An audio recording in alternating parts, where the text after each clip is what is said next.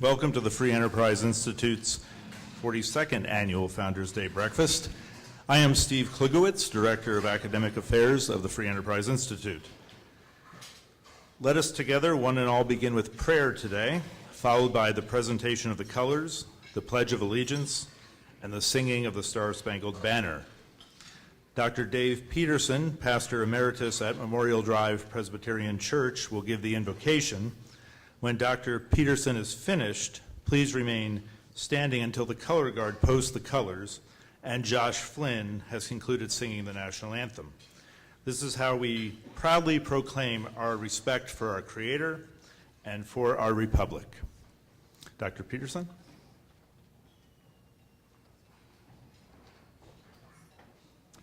Thank you. Please pray with me.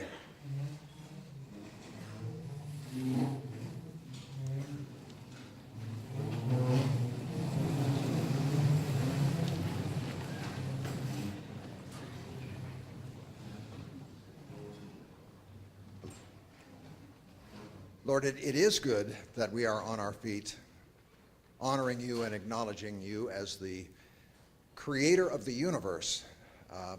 In fact, Lord, I was thinking about that, creator of the universe, and wondering about what a universe really is. And so, you know how the words work together. There is unus, which means all things, and versus, which means to turn. So this extraordinary universe that you have created for us, in fact, consists of all things rotating around you. Now, only we human beings have the freedom and the responsibility to determine what we would like to have at the center of our lives. Now, history and experience has taught us that when you, Lord, are our one thing, there is in fact an explosion of life and health, of hope and joy and prosperity and justice, compassion and love. But when we choose anything else really to be at the center of our lives, eventually it leads to chaos and to division and futility. This really is the essence of free enterprise, to choose the right one thing at the center. So Lord, at the beginning of this day, I ask that you give to each one of us the wisdom and the tenacity in our choosing, so that in us, harmony will replace hatred, and prosperity will replace poverty, and hope will replace despair. Thank you, Lord, for the Free Enterprise Institute. Thank you for all of the good work that it does in the world, for the way that it carries the lamp of freedom and enterprise in our nation, and we pray as the years pass beyond. Thank you for the meal that we enjoy, but remind us of those who are hungry. Thank you for the friends around us, but remind us of the friendless. Thank you for the freedoms we enjoy, but remind us of those who live in bondage. Let our personal expression of free enterprise give life to the world. Amen.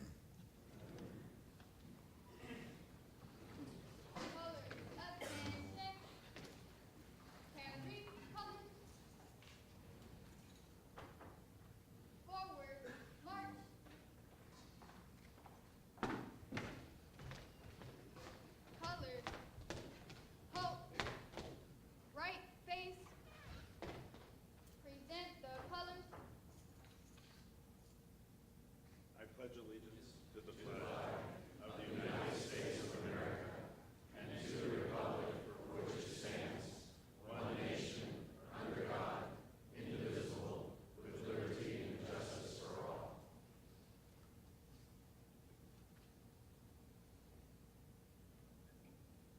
Order, colors. About face. Post the colors.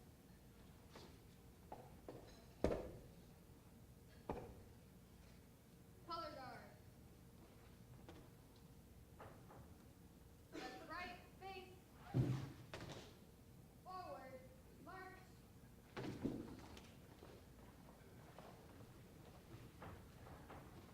Join with me in singing the national anthem. Oh, say, can you see by the dawn's early light what so proudly we hail at the twilight's last gleaming, whose broad stripes and bright stars through the perilous fight o'er the ramparts we watched were so gallantly streaming, and the rocket's red glare, the bombs bursting in air, gave proof through the night that our flag was still there.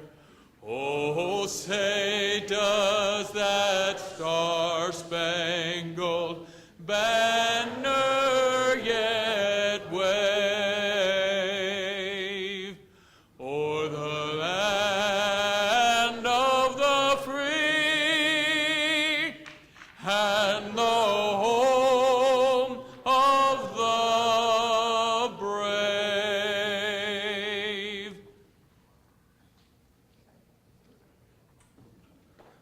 Thank you. You may be seated.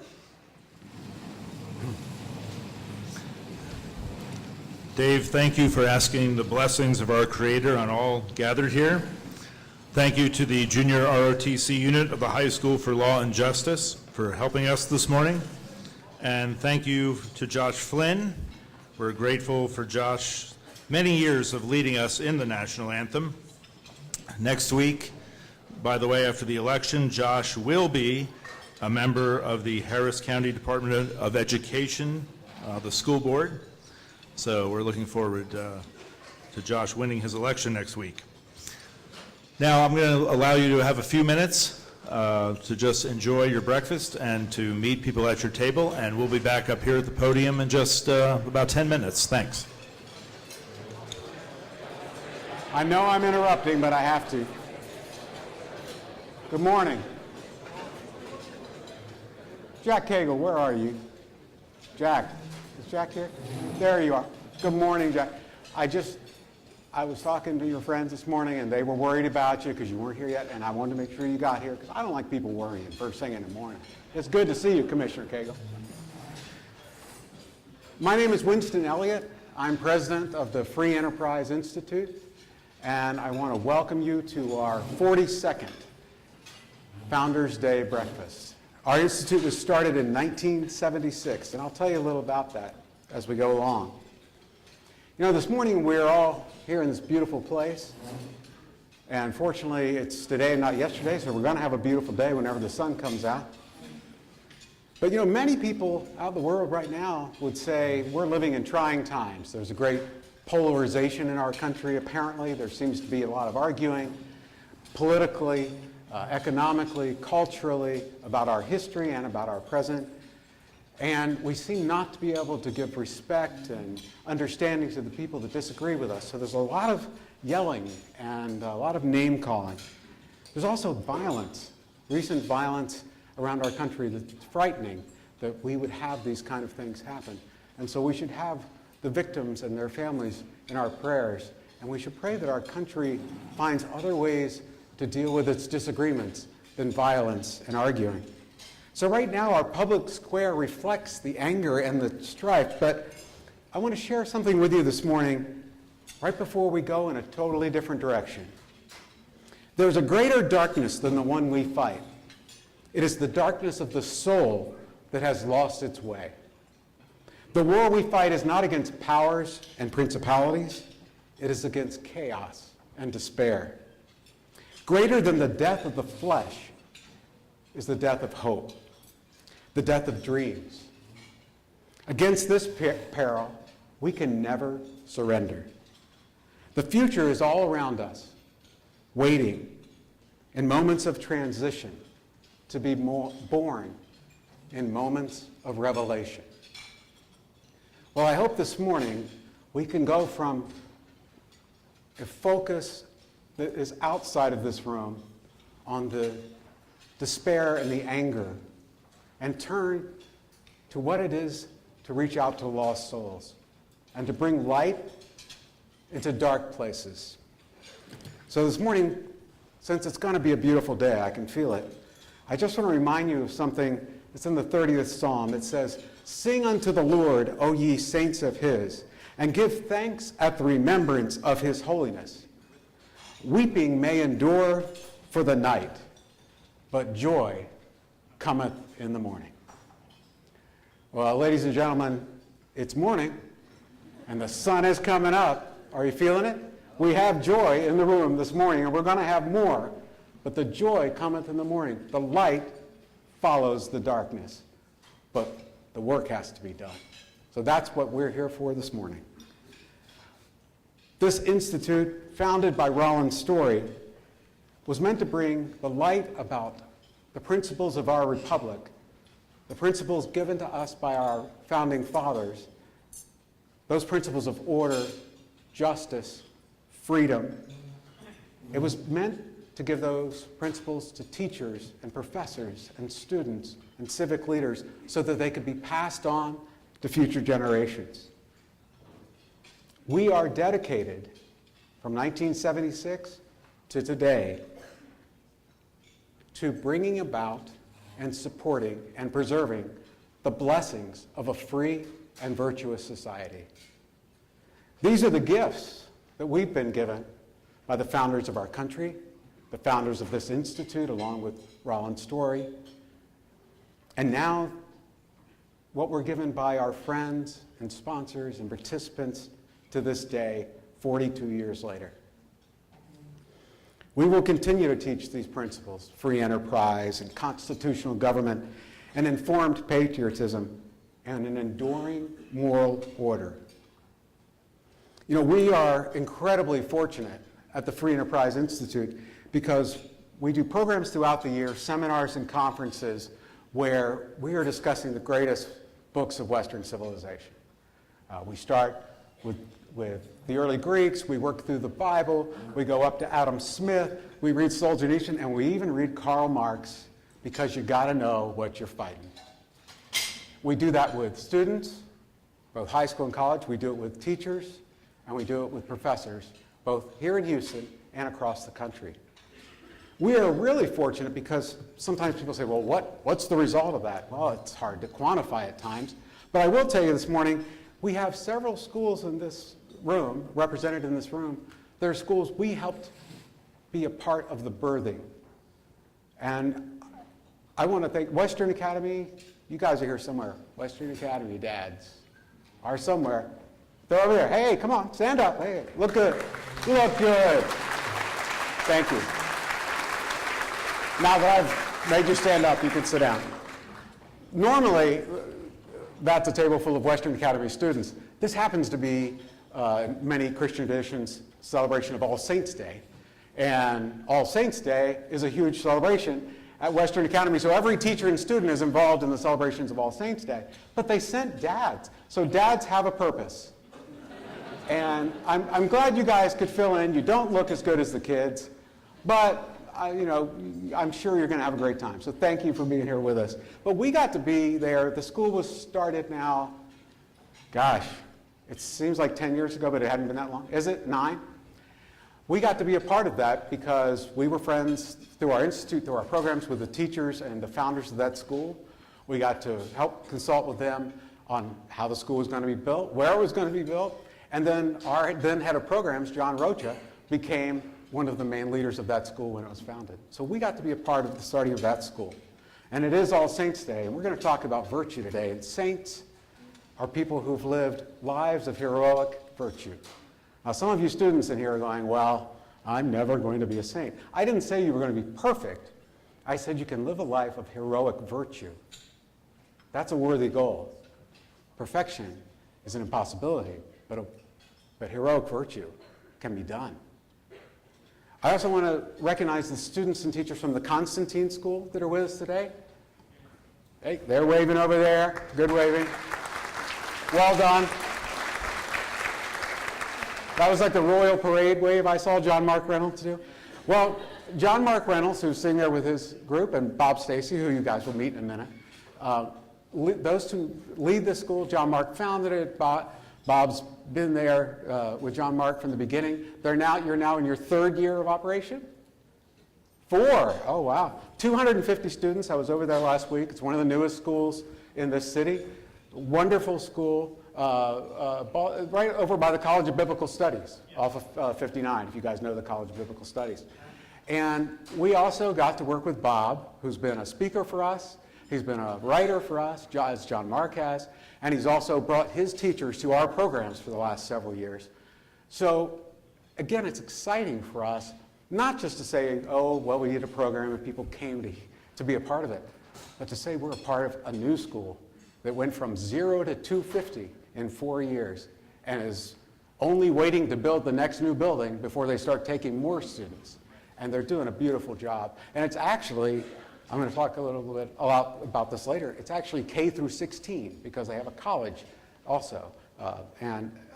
They're wonderful folks. And we're very pleased and just honored to have been a part of that school and to continue to be a part of it. Some folks who aren't here today, but another school that we helped advise, consult, and encourage is a new school. It's probably one of the newest Catholic schools in the country, Ozark Academy in Fayetteville, Arkansas. It is now led and is just in its first year. So we've been, it's been a pleasure to work with them on starting that. John Rocha, who used to work with us, is the new headmaster at that school. So we're very glad to work with the schools here in Houston, and now we get a chance to encourage the growth of good schools that teach the kind of principles that we have been teaching for many years at their school. Now, we also have with us this morning what I guess would be the newest school in the room. The ladies from the Magnolia School are here. Magnolia? Ah, in the very back. Oh, you must be new. Yes, I see.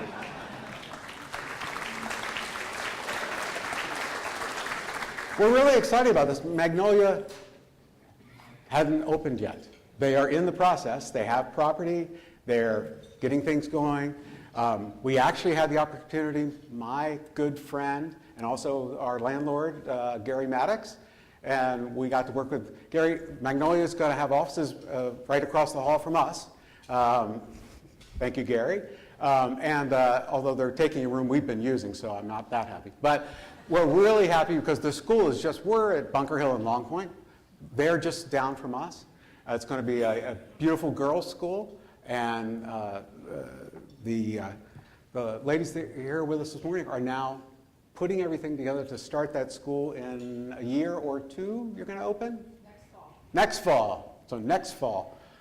So another school that we are trying to come alongside and encourage because there is a shortage of schools committed to the principles that we are going to talk about this morning.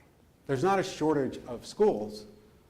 It's just a shortage of the schools who teach the principles of this republic and of Western civilization. So to be able to honor them and to be part of those starting up is amazing. We have with us this morning also students and teachers from the High School for Law Enforcement. Is that our color guard? Yes, thank you very much, the color guard. Thank you.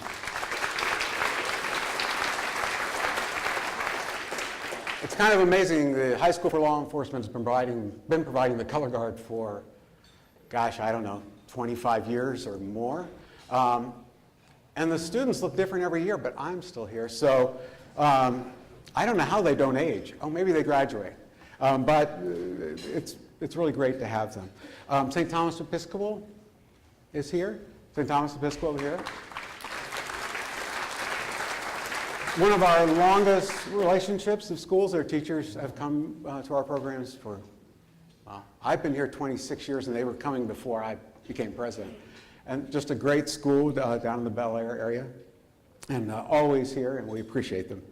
Lutheran South and Lutheran North High School are here.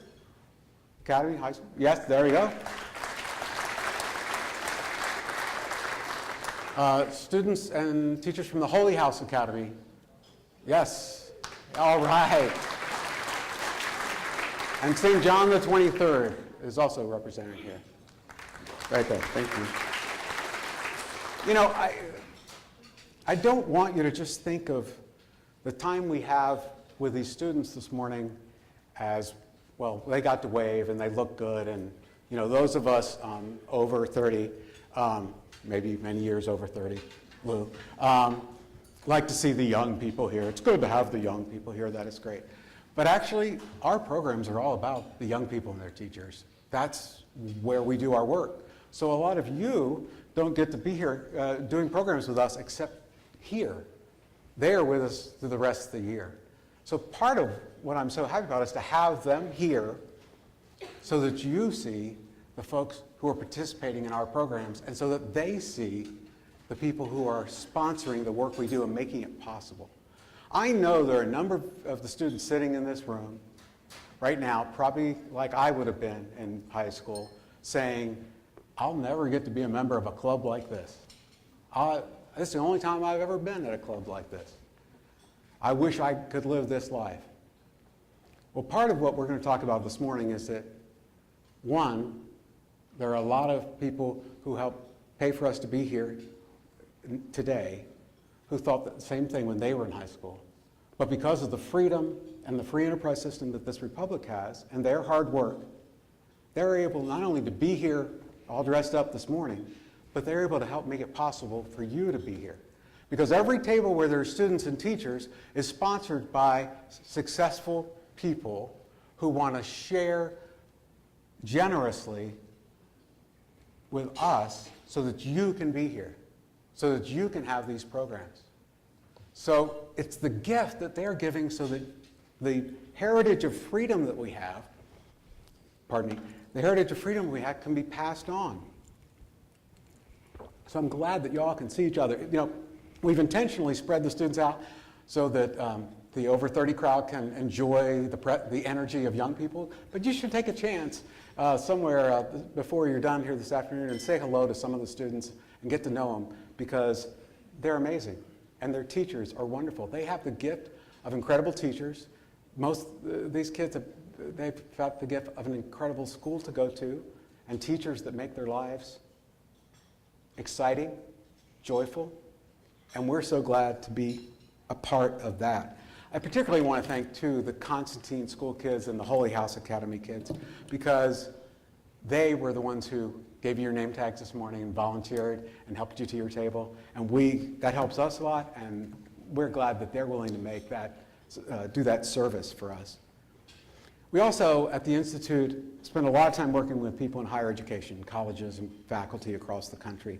And I'm very pleased and excited the relationship that we have with local universities. I want to recognize here we have the University of St. Thomas, President Ludwig and faculty from there are somewhere. They're over there. That's great. Thank you for being here. We've done...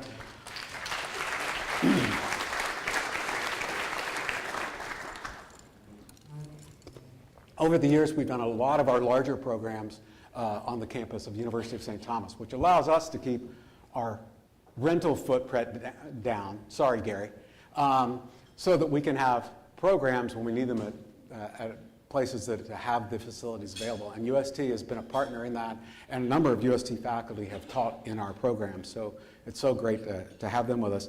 And we also have teachers and or professors and students here from Houston Baptist University.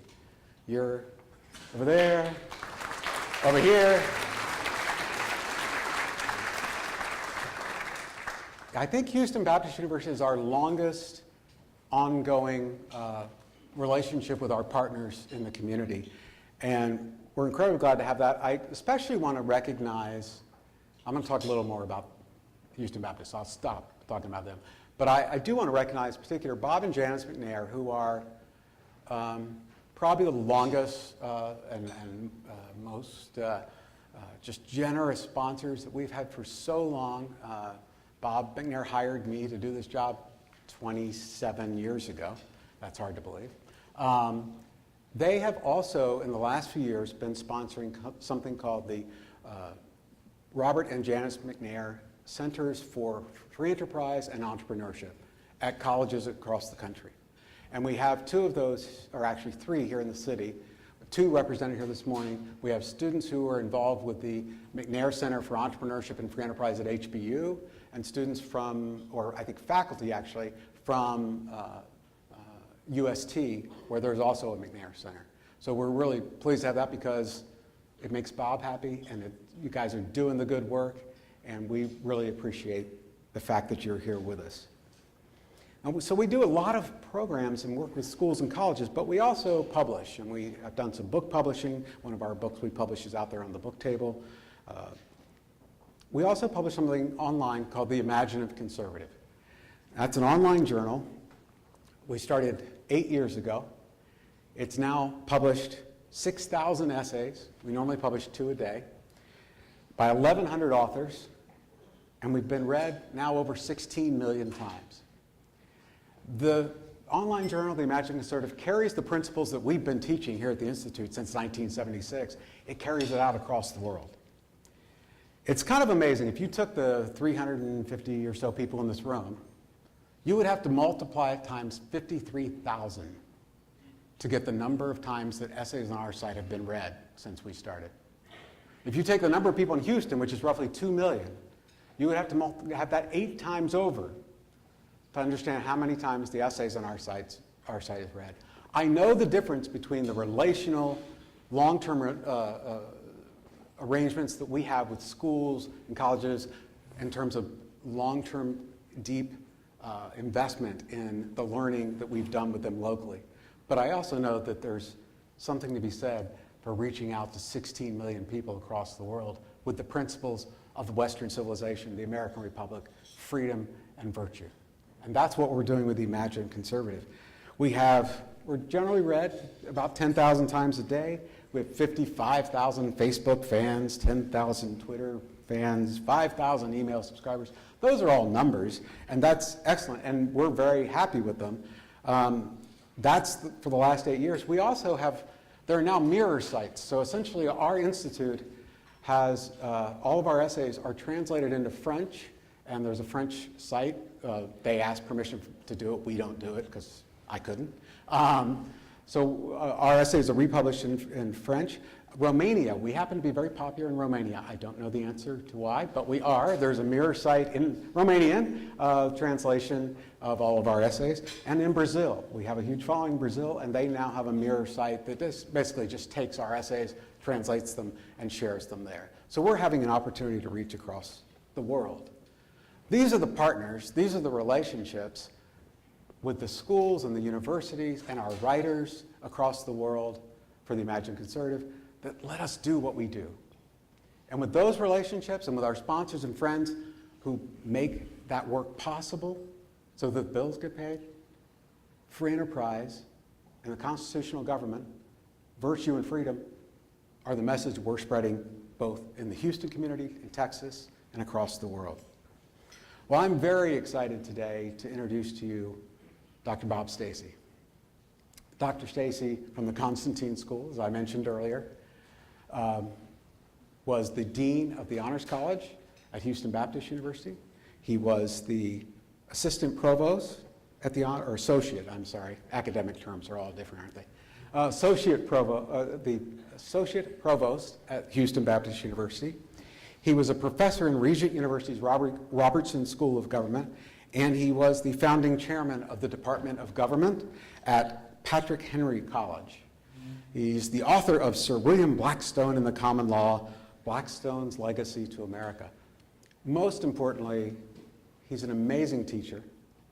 He's a man of God who's committed to the truth, to the principles that we teach here, and to the principles that both the founders of our institute and of this republic wanted to pass on. So I'm very glad to introduce to you now Bob Stacey.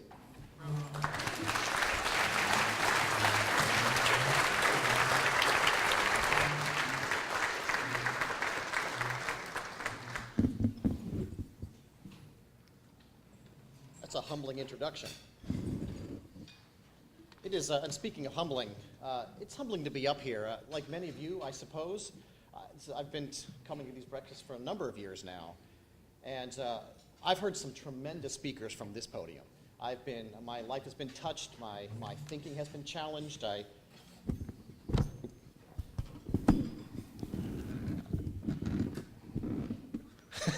That works, doesn't it? Ah, that sounds so much better. I told a great joke, but you missed it.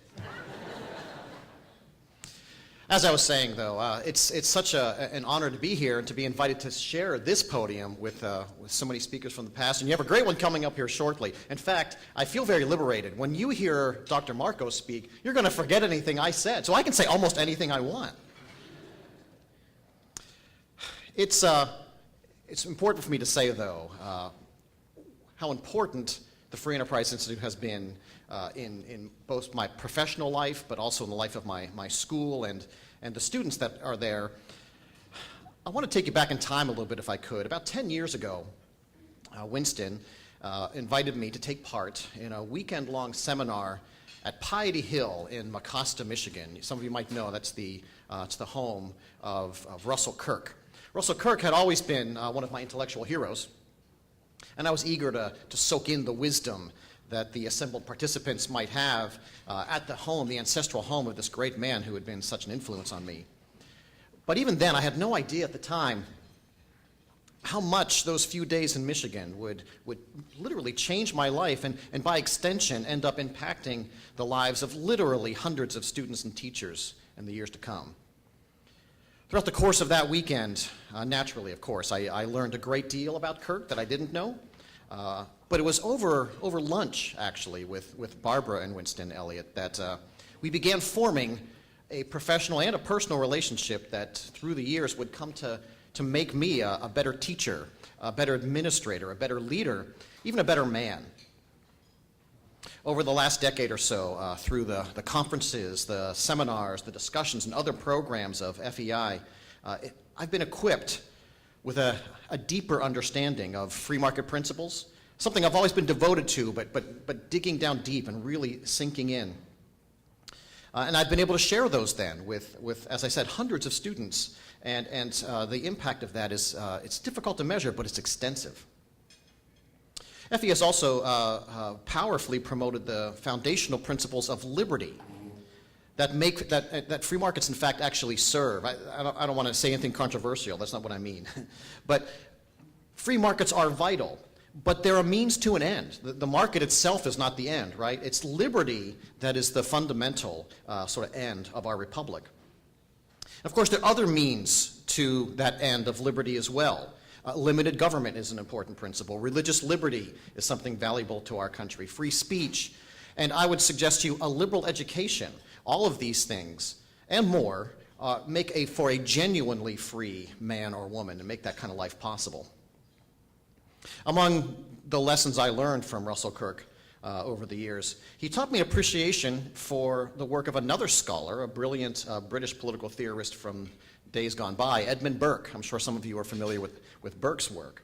In fact, the title for my remarks this morning are a reference to Burke's classic book, The Reflections on the Revolution in France. If you haven't read that, I would urge you to take some time and look at that book. It's really it's very important, and I think you would gain a lot from it. Burke lived in a time of radicalism and social disruption, not just in France. I mean, I think we all kind of know that. The story of the French Revolution is really kind of a tragic one in many ways. But it was to a degree true in Britain as well. His own country was undergoing a lot of change. Basic cultural beliefs that had endured for generations were coming into question in his age. Social agitation would actually soon break out into violence with the looming advent of the Napoleonic Wars, which were just around the corner for him. I would say Burke was certainly right to be concerned in his time. I think today we might be, maybe, facing our own version of radicalism and social disruption of the social and political foundations of our republic. Some of our enduring beliefs they're certainly under attack, there's no doubt about that. For example, as a professor of government myself, I have to ask whether the Bill of Rights remains that firm rampart in defense of our liberty that it has been for over 200 years, or is it becoming effectively a casualty of political correctness? It seems to me many are willing to abandon its protections in favor of some kind of preferred ideological outcome. I'll give you an example of what I mean. Maybe that's too cryptic. In 2015, Pew Research, a well-known firm, you probably are familiar with their work, they did a poll that found 40% of millennial-age respondents agreed with this statement: the First Amendment should be repealed so that the federal government may regulate hate speech. God help us if we think we can surrender the First Amendment. So how do you preserve liberties? The liberties that men like Burke and our founders helped to secure in the first place. The liberties that men like my own father and grandfather fought to preserve in wars abroad. Liberties that men like my great-grandfather, a soldier in the First World War, died to maintain. We should not let go of that lightly, should we? Many different approaches, I think, would seem necessary to secure those kinds of liberties, to promote them in the future. Let me give you some suggestions. I think we need to support faithful political figures who know and understand and defend the Constitution of the United States. Imagine with me, if you could, for a moment, a U.S. senator, perhaps, who knew the Constitution intimately, possessed the courage to fight for it in Washington, D.C. Could you possibly imagine such a senator, perhaps from the state of Texas? God bless Ted Cruz, my friends. Don't forget to vote. That's worth, I think that's worth, yes. We also need, though, there are other inputs. We need sound business leaders who are not afraid to resist the corruption of political correctness in the marketplace. We need to stop the surrender, this is sort of near to my heart, of the arts to progressive elements. Imagine gifted artists who make music and films and books that praised and uplifted our enduring cultural principles instead of mocking and deconstructing them. These are things we could do. And I can certainly get behind all of these approaches, and I hope that you can too. But for me, at least in my life, it's education where the fight for America is likely to be won or lost. I've devoted my professional life to educating young men and women to live responsibly and free and virtuous lives in a land of opportunity like our own. At the St. Constantine School, which Winston mentioned just a few moments ago, we attempt to do that with our youngest students by encouraging and nurturing their natural curiosity. It strikes me as amazing that in so many educational circles, they seem to want to stamp curiosity out. You know, they want to squeeze them a la John Dewey into a little box, right? We want to make little carbon copy lemmings. But kids are unique, and they're naturally curious. They learn almost automatically unless you get in the way. We give them, among other things, we give them ample time for unstructured play and the chance to explore. We have groves of trees. And our students climb trees, and we actually encourage tree climbing.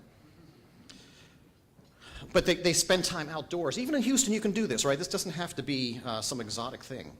For our older students, we want to steep them in the great books, the great ideas, the questions that have occupied and propelled the greatest human minds of the Western tradition. It's amazing to me, again, how few students in America will actually graduate from high school having read an entire book from cover to cover. I've encountered this so much as I've in my career in higher education. How many of my college freshmen were never asked to read a book in school in its entirety? Not so at Constantine, anyway. We certainly ask them. Our students read books. Our students read more books in the first month than most students do in their high school career. And our pedagogy is classical. We're not reinventing any wheel here, right? It turns out that education has been done well in the past up to this point. It's the remaking of it that has gotten us into trouble. And so we rely on that classical tradition to shape the minds of our young students. What I mean by that, let me take a moment maybe to give you an example. Consider the four faces on Mount Rushmore. I've actually been to Mount Rushmore. Maybe many of you have as well. I had this sort of vision in my mind of what that would be like, and then I got there and my breath was taken away. It's just overwhelmingly, it's a wonderful thing. Go if you get the chance, but it's hard to get there. What do these four men, though, what did they have in common? Maybe many things. But they lived in different times, right? And they faced different problems in their lives. But they all faced, this is something they have in common, they all faced new and unprecedented challenges in their time. There were no precedents, there were no examples for them to follow. They also, speaking of commonalities, they also had a classical education not unlike what we do at St. Constantine and many of the other schools here represented here do as well. And the same kind of education that the Free Enterprise Institute tirelessly supports. I want to drill down a little further. Let's take the example of George Washington. How does one prepare for the problems and challenges he faced? What kind of curriculum do you study to get ready to be George Washington? I can tell you this, here's what he didn't do. He didn't go to college and major in revolutionary studies, right? He didn't get a minor in country fathering. What did he do? He studied the same great works of antiquity and wrestled with many of the same questions that my students do today. He pursued the good, the true, and the beautiful, as many students in this room do today. And when the unexpected, or maybe a better word, which I had to make up because it's not in the dictionary, when the unexpectable came up, Washington was ready for it. He had learned to read well, write well, and think well by interacting, by communing almost with the great minds of the Western tradition. And so when the new thing came, he was able to come up with the new solution. Is America headed toward the kind of revolution, violent or otherwise, that Burke urged us to avoid all those years ago? Look, I don't pretend to know. We were talking at our table here earlier. I don't know what the next 5 years bring, let alone what the next generation brings. What I do know, though, is when the unexpected happens, when our country faces those new and unprecedented challenges, when the so-called best practices no longer apply, it will be men and women educated in the great books of the Western tradition, prepared for liberty with the kind of education we offer at St. Constantine and other schools represented in this room do as well, who will lead us through that peril and usher in a new birth of freedom. Winston Elliott, Steve Klugowitz, and the Free Enterprise Institute contribute mightily to this cause. I, for one, cannot possibly imagine where I would be had FEI not reached out to me those years ago. And I hope I speak maybe for the other educators in the room today when I say thank you to the Free Enterprise Institute for helping us to prepare for whatever we face together in the future. Thank you all for your attention this morning.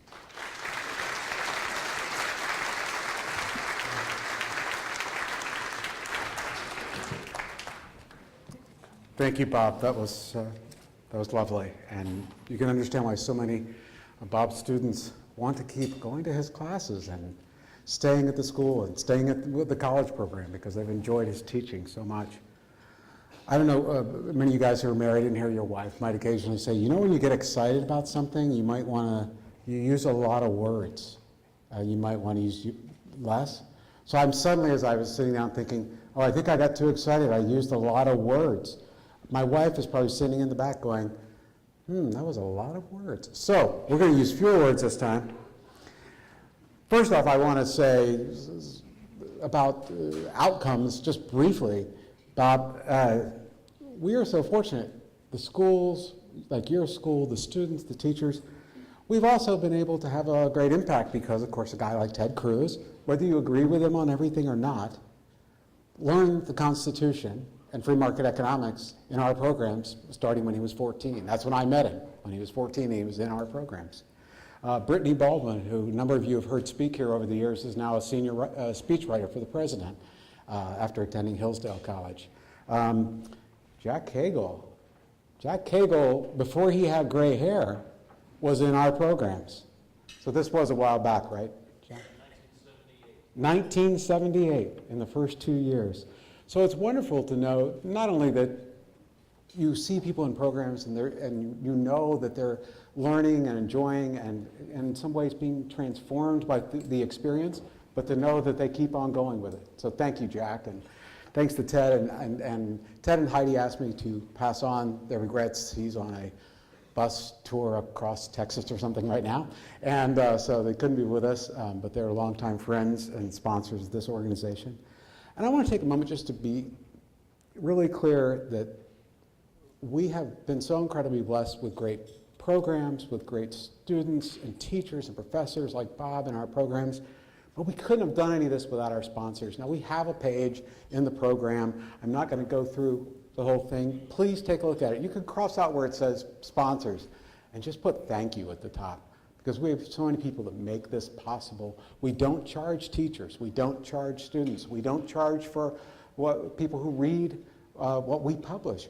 We're trying to put good ideas out there and make it as available as possible, but we can only do that with sponsors.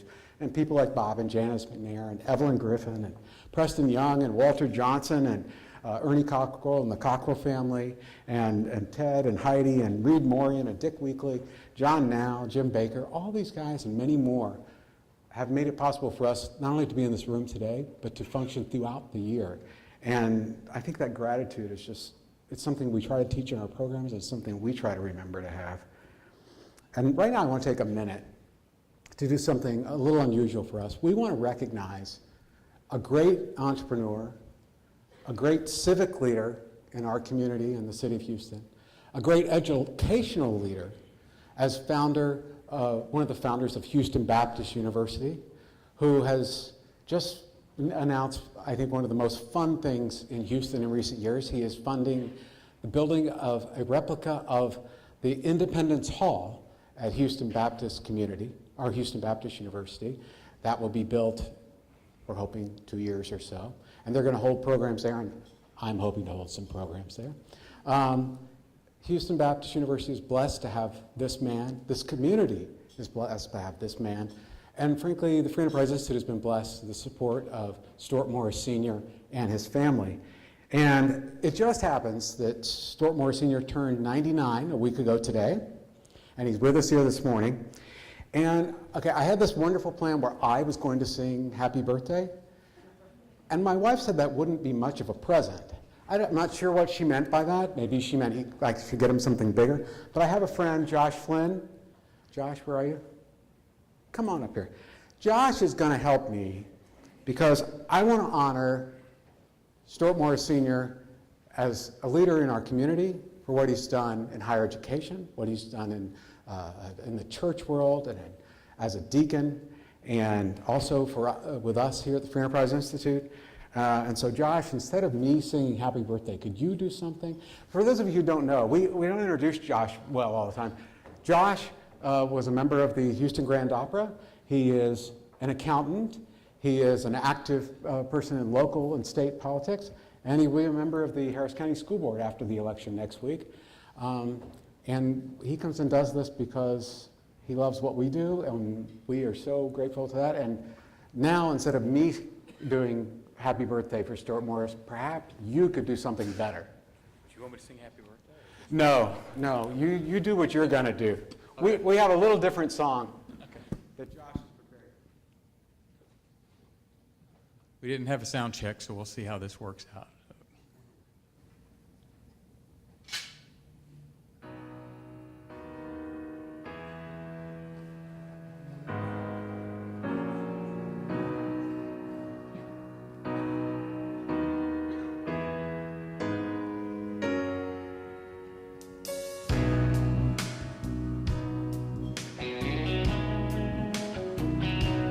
Place your hand on his Bible when you swear to tell the truth. His name is on our greatest monuments, on all our money too. And when we pledge allegiance, there's no doubt where we stand. There's no separation, we're one nation under him.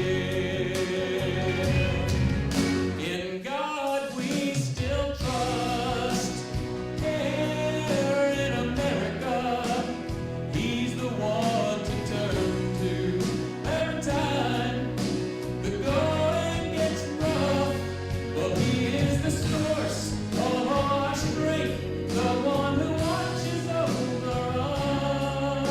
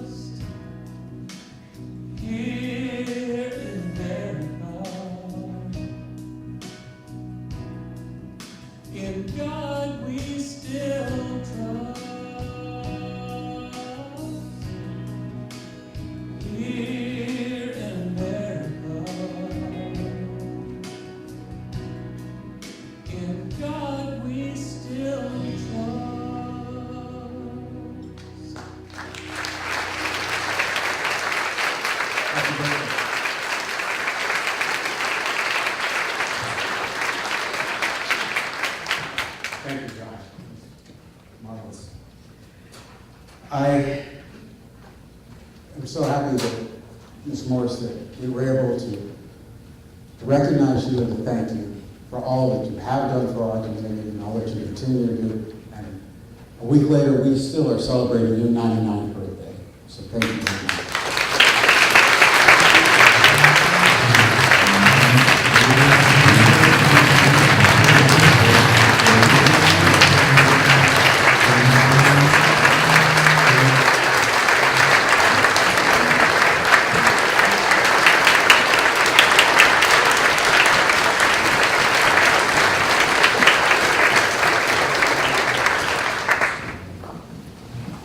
I'm going to ask the photographer to come up here for just a minute. Because she's going to take a picture of you all. She always has pictures of us up here, but actually, we want more pictures of you guys because this is for you. It's not for us. Come on. Take pictures. Don't worry about me. I'm good. It's now my privilege, and I'm excited to introduce to you Dr. Lou Marcos, our keynote, who will be speaking with us today. He is Professor of English and Scholar in Residence at Houston Baptist University, where he holds the Robert H. Ray Chair in Humanities. His 22 books include Restoring Beauty, The Good, the True, and the Beautiful in the Writings of C.S. Lewis, The Worldwide Guide to Homer's Odyssey, Atheism on Trial, The Dreaming Stone, and many others. And we have out on our book table some books by him, The Shoulders of Hobbits, which is another one of Lou's book. Lou is a very popular teacher at Houston Baptist University, but also speaks across the country to schools. So I now welcome Dr. Lou Marcos. Thank you all. It is great to be here, and I'm so excited that I was preceded by Bob Stacy. He was our original director of the Honors College, so he was my boss and got me in the Honors College, and I still teach in the Honors College alongside Winston's wife, Barbara, who's also here. And since once I get started, I'll forget to tell you this. If you're interested in what I say today and you're free tonight, come to HBU. I'm giving one of my Honors Scholars lectures from 4:45 to 6:15, and I'm lecturing on the British Middle Ages, and my focus is the Magna Carta, which is pretty important for the Free Enterprise Institute. So if you're on campus, I'm in Dillon 1, that's in the Hinton building, from 4:45 to 6:15. Do come by. I'm so glad to have Stuart Morris here. One of the things I love to tell Stuart Morris is if it wasn't for him, I would probably still be a Yankee. I hate to admit it, I grew up in New Jersey. I'm a proud son of Texas now, but I probably wouldn't have come here if Houston Baptist wasn't down here. So please come visit us at HBU. I've got so much to say, I'm not even going to worry about a joke. I just want to dive in. Let me get a little closer to you here. If you had asked me 10 years ago, what is the major problem with public education in the United States of America, I would have said the major problem is that we've thrown out virtue out of the public schools. That's what I used to think until I started to really investigate and listen and look and read. The problem with the public school is not that we've thrown out virtue. It would have been better if that's what they did. What they really did is they threw out the traditional virtues and substituted them with pseudo-virtues. If you go to the public schools, and also to most universities today, there's only 5 virtues that you will be taught. And those virtues are tolerance, inclusivism, egalitarianism, multiculturalism, and environmentalism. Now, I'm not saying those are evil things. We should take care of the environment. We should be tolerant to one another. But that is not the center of virtue, and it never has been. These are pseudo-virtues that are taking the place of the real virtues. What's the problem? The problem is that we are naturally moral, ethical creatures who want to be virtuous. Yes, we're fallen, but we were meant for virtue. And what happens is, if the public schools had just thrown out virtue, we might have recognized the gaping hole. But what happens is, by filling it up with pseudo-virtues, it makes us think we're doing okay. This may sound facetious, but it's very true. We're raising a generation of people that say, well, yeah, I do sleep around, but I recycle cans, and so it's okay. Now, I wish I was exaggerating there, but I'm not. What we've done is we've thrown out the sins against morality and we've replaced them with what you might call sins against equality.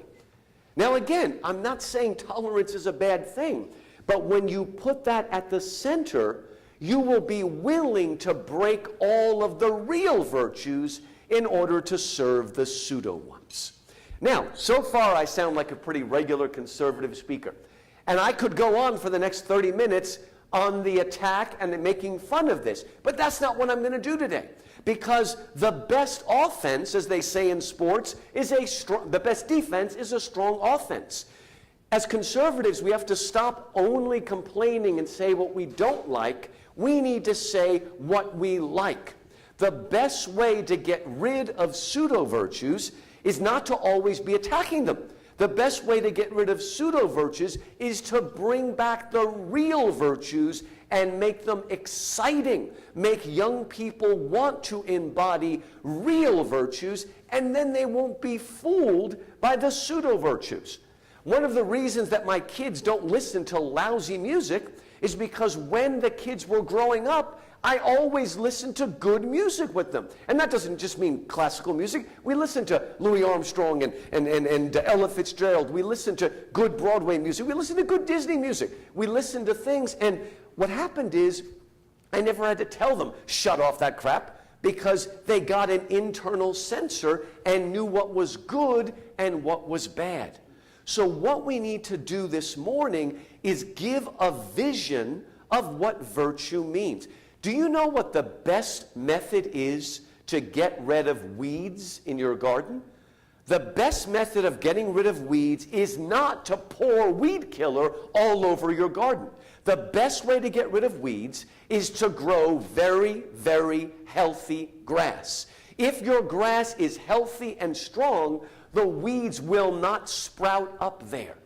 So what we're going to do this morning is go back to a traditional understanding of virtue.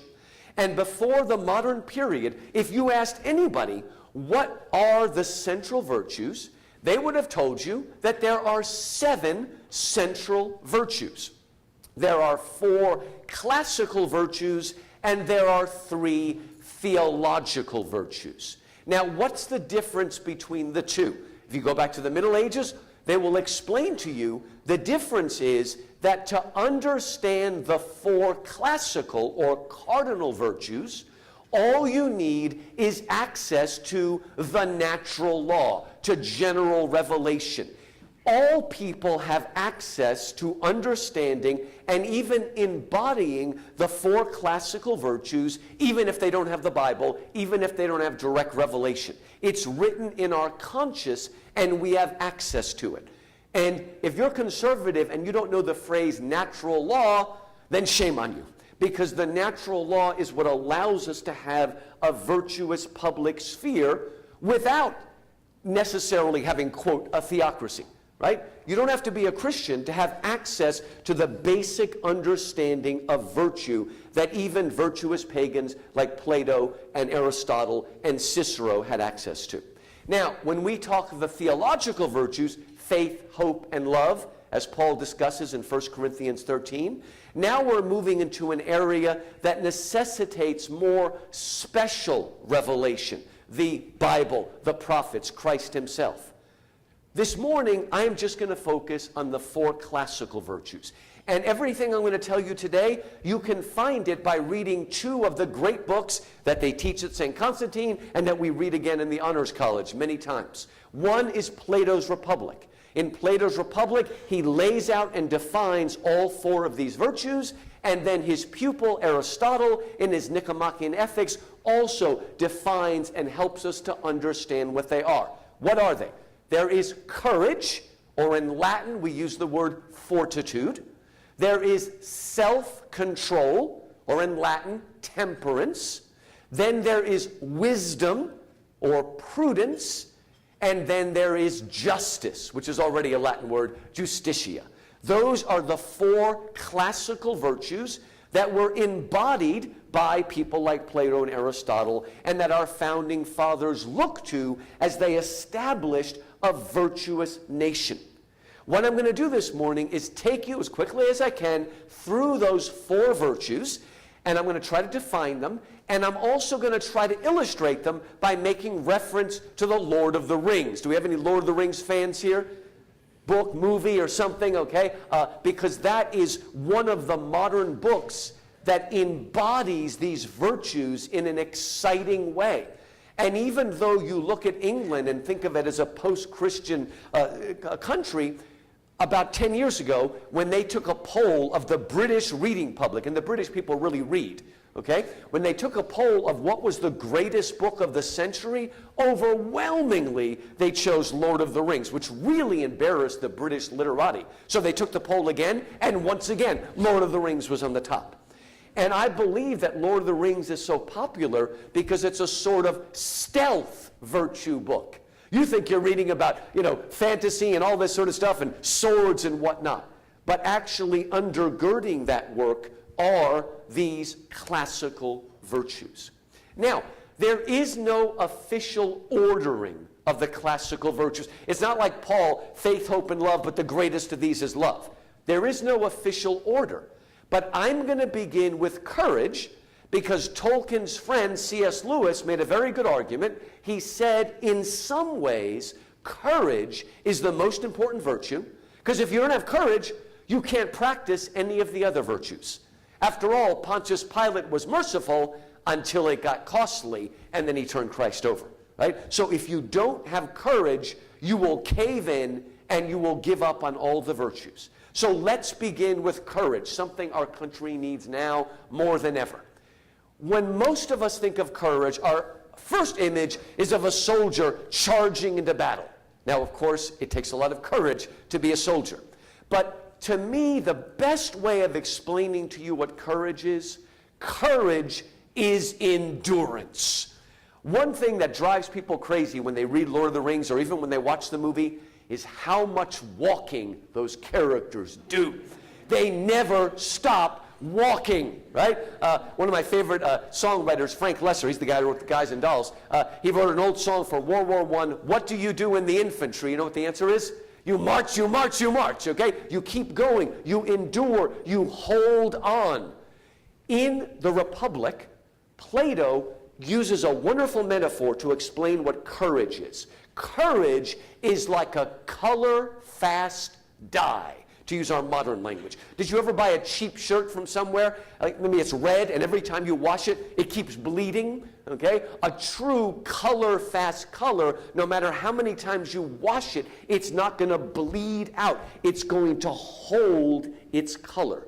And courage endures. It doesn't give up. It doesn't get disintegrated in the washing machine. It holds on and it stays true. Now, unfortunately, because so many of us know about how Brutus and Cassius committed suicide, and also we've all seen The Godfather, we have this idea that the Romans were fascinated with suicide. Well, there are some suicides, but Rome's greatest moralist, Cicero, and their other moralists were not advocates of suicide, okay? It's kind of unfair that we have this idea of them all wanting to kill themselves. Now, why was Cicero against suicide? Well, he didn't have the revelation of the Bible. Suicide wasn't wrong because God created us and life is a gift and we owe it to God. He didn't have that fuller revelation. But Cicero understood natural law, and he understood that the problem with suicide is that killing yourself is abandoning your post. And if you have courage, you will stick to your post no matter the danger. Now, we can all understand a soldier at the post. That's where the metaphor comes from. But if you're any kind of a teacher, you need to stay at your post. If you're a doctor or a nurse, you need to stand at your post no matter how scared you are, no matter how much blood there is, no matter how much disease there is. If you're a homeschooling mom, you've got to stay at your post because that may be the scariest thing of all. You need to stay at your post and not break and run. Courage doesn't mean you're never afraid. Courage means even though I'm afraid, I stay at my post and I don't run away. Sometimes we think of courage of self-glorification. What courage really is being willing to be the bridge over which others cross. Maybe the most important line in all of The Lord of the Rings, and the movie is faithful to this, comes at the very end. If you don't know The Lord of the Rings, Frodo has done this incredibly painful journey to bring the ring to Mordor and destroy it and allow freedom to come back to Middle-earth. And at the end of the book, he goes back to the Shire, that's the place where he lives, but he can't stay there anymore. He's got to leave. And when his friend Sam says, "Why are you leaving?" he says, "Sam, we set out to save the Shire, and it has been saved, but not for me." One of the things our country has lost is a sense of memory, right? Because all of us at some point are immigrants. In my case, my 4 grandparents came from Greece. And we used to understand that our relatives who came here sacrificed a great deal, not just for themselves, but for their children and their grandchildren and their great-grandchildren. They had the courage to be the bridge over which other people cross, to help young people, as we've talked about so much, to help students. We need to be that bridge, and we can't be afraid. And you know what? Courage doesn't just mean jumping in front of a bullet. Sometimes it takes more courage to allow yourself to be humiliated and be embarrassed because you're standing for morality or truth or goodness or beauty, right?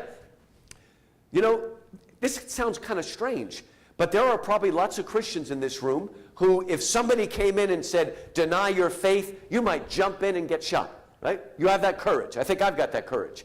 But if we're in the office and people are making fun of those virtuous people, we're too afraid to speak up. Isn't that strange?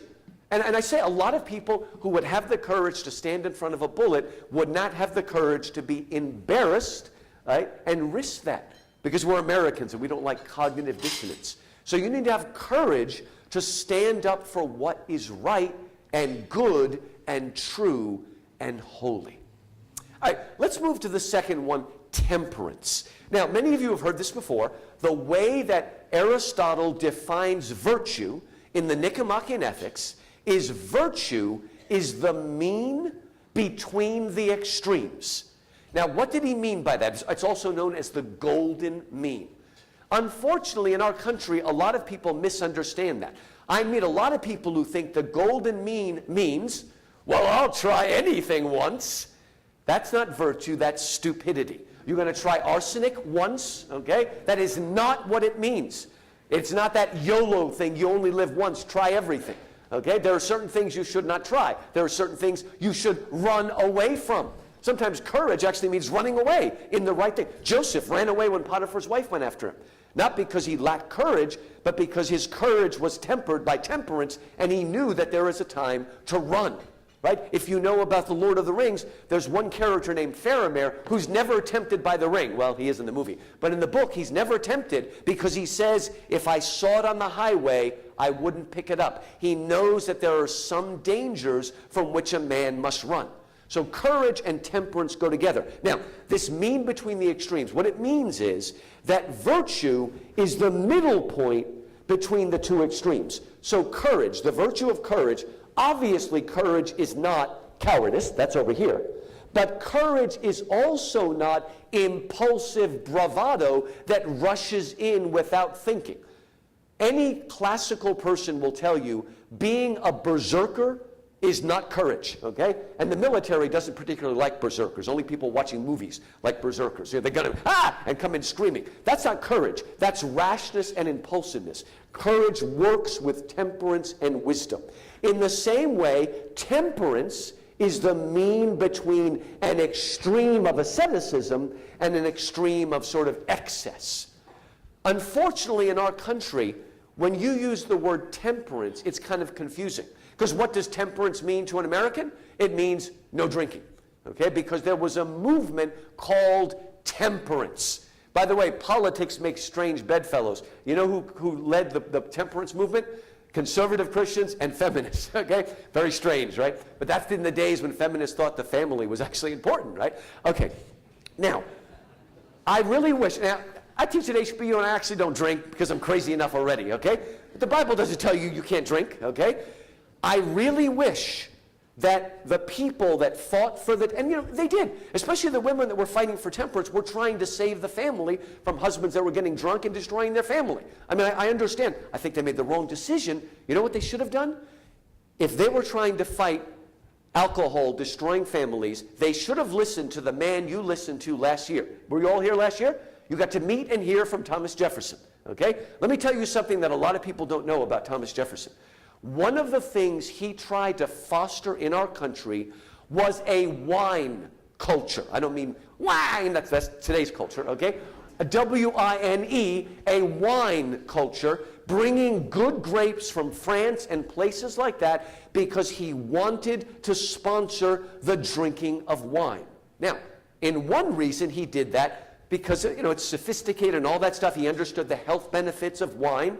But the other reason, and it's in his letters if you read them carefully, he wanted to foster wine to stop people drinking so much gin and vodka and what we call hard distilled liquors. Because what destroys people and makes alcoholics is not usually wine and beer, but hard alcohol, gin and all those things that you drink to get drunk quickly. And so Thomas Jefferson, being very much a classicist, understood true temperance. It doesn't mean drinking at all, it means holding it in the proper balance. You know, you drink one glass of wine with dinner or something, those people often tend to be more family-oriented, more relaxed, more calm, more temperate, in fact. If you can just drink one or two glasses and that's it, that shows a kind of temperance. Again, if you looked at, just Google it, you'll see a lot of things from Jefferson's letter where he explained why wine is a good culture. All right, let's move on to wisdom. Okay? According to the Bible, the wisest man who ever lived was Solomon, right? Now, what was Solomon's wisdom? Listen, folks, we live in Houston. Solomon was not a rocket scientist, okay?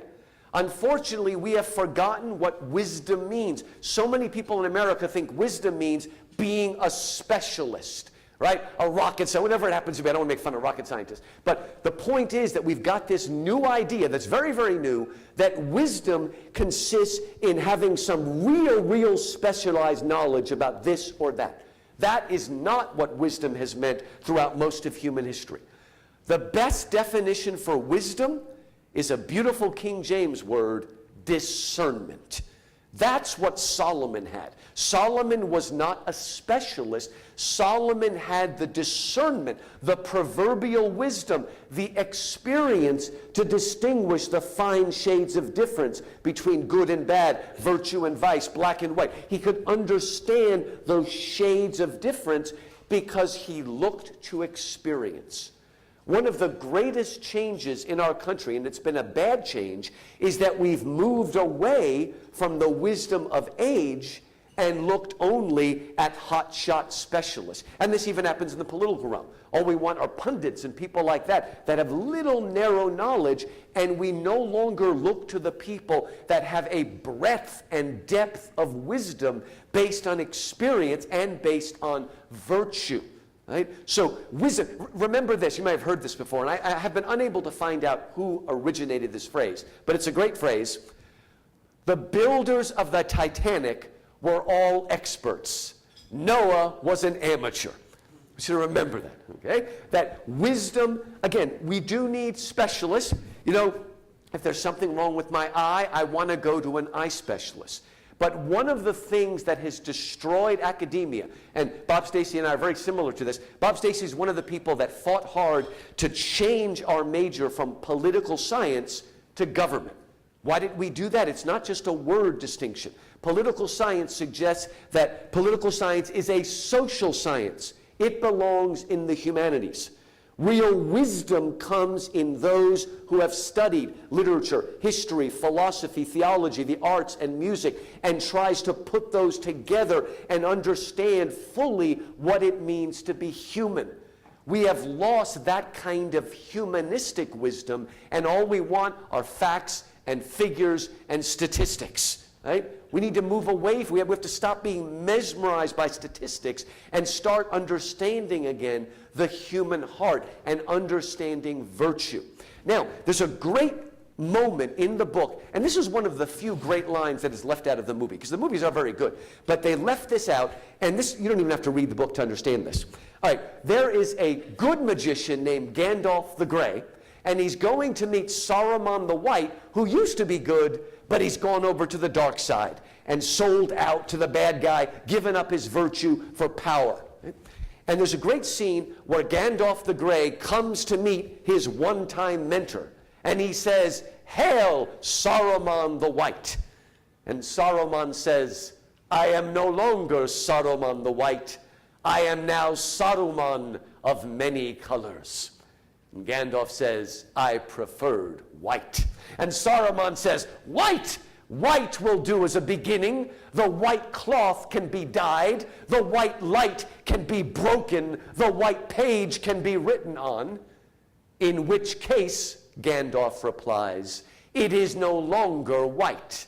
And he who breaks a thing to find out what it is has left the path of wisdom." Right? We have moved into an age where, to use a line from Wordsworth, we murder to dissect. We break everything. We cut everything down. We use cynicism and skepticism.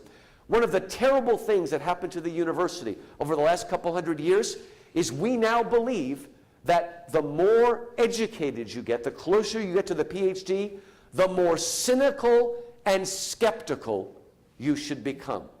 That is grotesque, okay? That is not what we teach our students. We teach them that the smarter you get, the more joy, the more humility, the more awe and wonder. That's where wisdom comes from. In fact, it begins with wonder. That's what, how are we, 5 minutes? Less, what? 2? Okay, let me run quickly here. So again, we need to have a kind of wisdom that draws together, not that breaks apart. And what about justice? Justice is not a synonym for fairness. Fairness is a concern of adolescent children and certain politicians I won't mention, okay? Fairness means treating everybody exactly the same. That is not what justice means. Now, we all have equal dignity and worth, and we should treat all people with equal dignity as ends in themselves. But justice does not mean treating everybody the same. It means treating them in the way that they should be treated, right? One of the ways I can show you a big change, when I was younger, when I was a college student, you would call a man a sexist if he treated men and women exactly the same.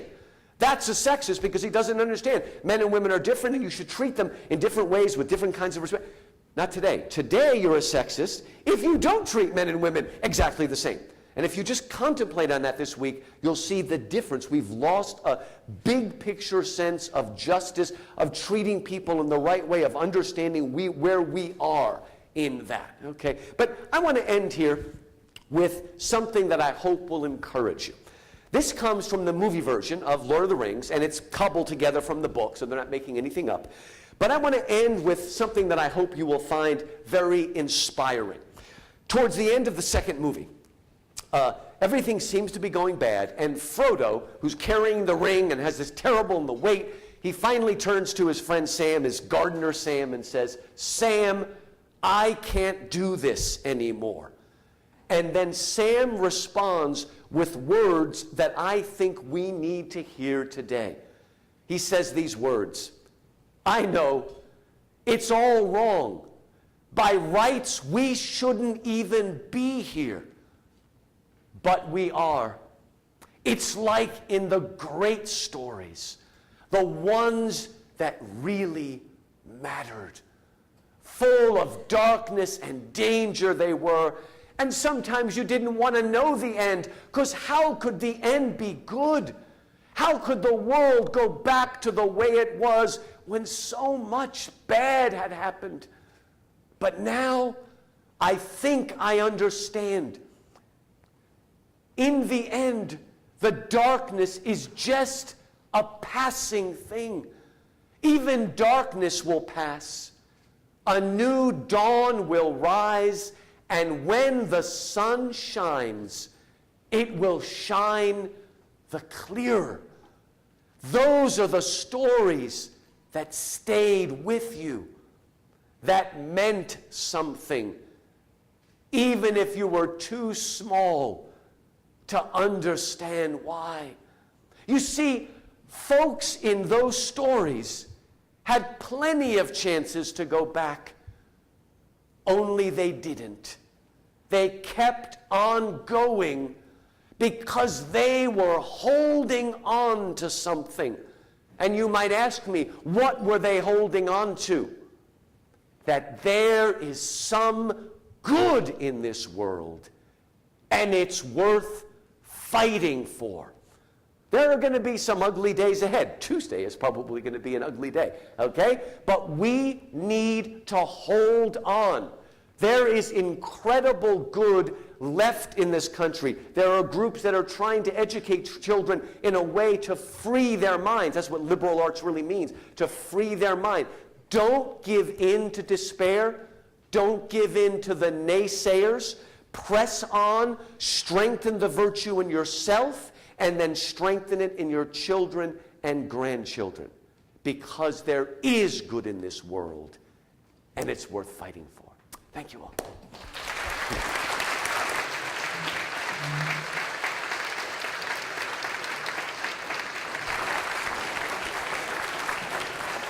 Thank you. Thank you to Lou, and thank you so much for everyone for being here this morning. I hope you've had an experience of joy and hope and peace, and now you can carry that out and share that with all that you meet throughout the day. I would only ask that you consider doing a couple things for us. One, pray for us. We need it. It's a world that doesn't always want what we do, not because necessarily they don't like it, they don't always understand it. So if you would pray for us, we'd appreciate it. And also, if you're interested and you're not already a sponsor, there's a pledge card in your program today. Maybe you're a guest, it's the first time you've been here. You could take a look at that, or feel free to give me a call. I'd be glad to talk to you. We want to share with everyone the opportunity to focus on those things that are true, those things that are noble, those things that are just, those things that are pure, whatever is lovely. And so we've had an opportunity, I think, to do that this morning, and I hope we continue to do it. And now I'm going to ask Josh Flynn and Sammy to come up. Sammy Johnson. And Sammy will close us out with prayer, and then Josh will lead us in God Bless America, and then we can go on and be free enterprisers or whatever we're doing for the day.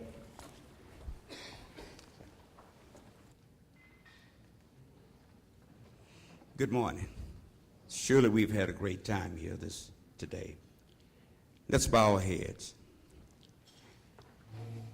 Oh, Father God, we bless your name this morning. God, we thank you for what we've heard.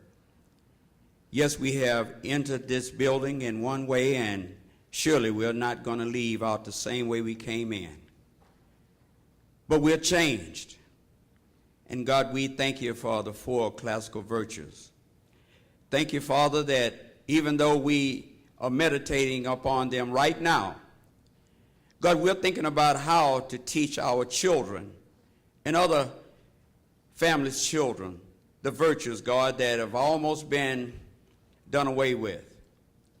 Father, we thank you for the free enterprise system for putting on these programs, Father, because surely your presence is in this place.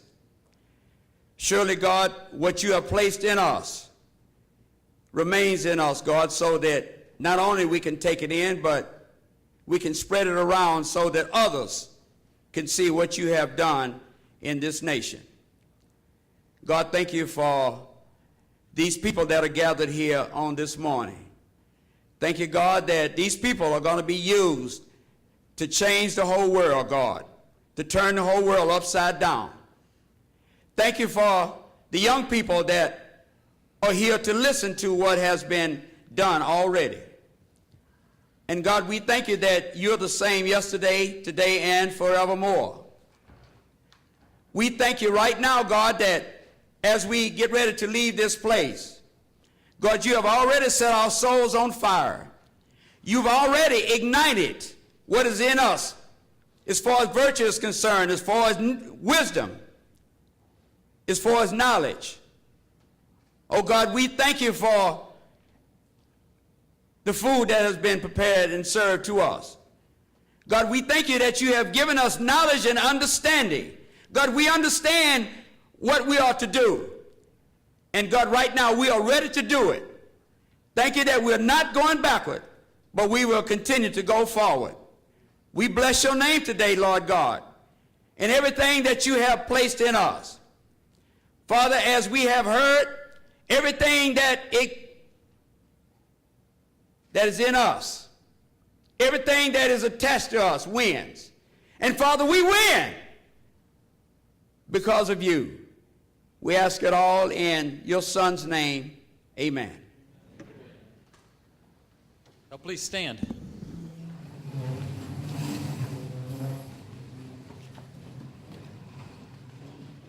God bless America, land that I love. Stand beside her and guide her through the night with the light from above.